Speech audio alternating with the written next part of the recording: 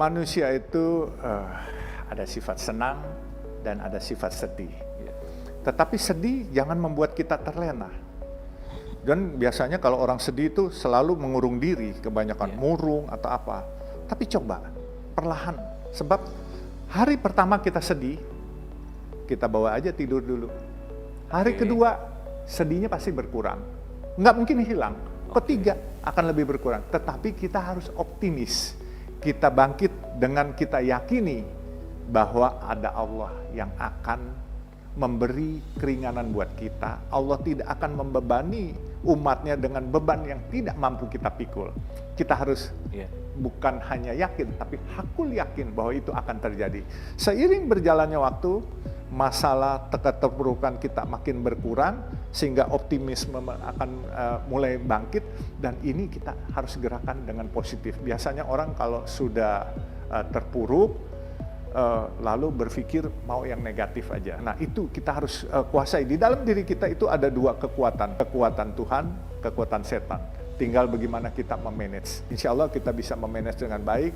Banyak kadangkala saudara-saudara kita umat beragama, dia selalu bilang, Tuhan kenapa saya kok nggak didengerin? Tuhan kenapa kejam nggak bantu saya? Bukan, Tuhan bukan kejam. Tapi Tuhan sedang menempa hidup kita. Ya kan, selalu kan bilang, Innallaha maha sabirin. Allah itu ada ayatnya, orang sabar kekasih aku, kekasih Allah gitu kan. Nah, jadi dia melihat kesabaran kita. Begitu kita sabar sedikit lagi, datanglah masa kebahagiaan. Jadi nggak usah pesimis, tetap harus optimis. Nah, kadangkala kita perlu curhat, perlu konsultasi kepada orang-orang terdekat. Pertama kita harus punya mimpi. Mimpi harus dibuat kenyataan. Jangan mimpi jadi hayalan. Saya selalu bermimpi di waktu muda. Andai kata saya bisa jadi orang kaya, betapa senang hidup saya selain membuat bangga keluarga, terus berbagi kepada tetangga. Makanya saya datang ke toko buku, yang saya baca bukan buku pelajaran, tetapi bagaimana menjadi orang sukses. Terus kemudian saya berteman, nah ingat ini, berteman saya nggak mau di kalangan seumuran saya. Saya selalu berteman kepada senior-senior. Karena apa? Kalau saya berteman kepada seumuran saya, ilmunya itu-itu aja. Saya waktu itu umur 17, saya berteman dengan supir truk, dengan marketing rokok.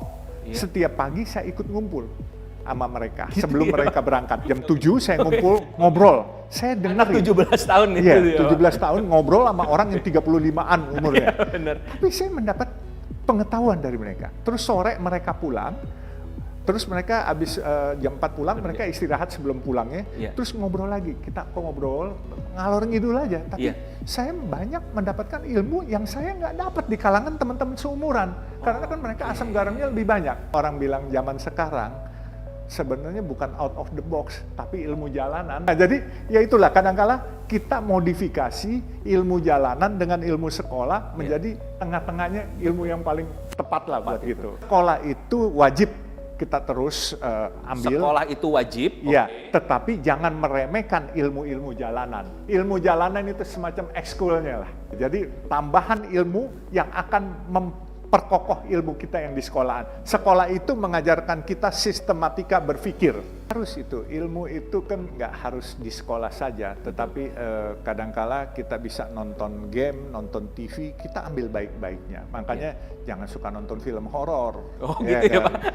Itu kalau gitu ya? Kalau anak-anak mau bangkit sukses, adik-adik kita, banyak nonton film-film kayak film-film orang perebutan suksesnya mengambil perusahaan atau apa. Dulu saya tuh masih TVRI, belum ada TV swasta, itu saya ada nonton satu film Dallas namanya itu. Itu bagaimana seorang pengusaha minyak begitu kayak main catur, dia ambil langkah begini, ini harus langkah begini, akhirnya skakmat gitu kan. Jadi itu yang menjadi inspirasi saya.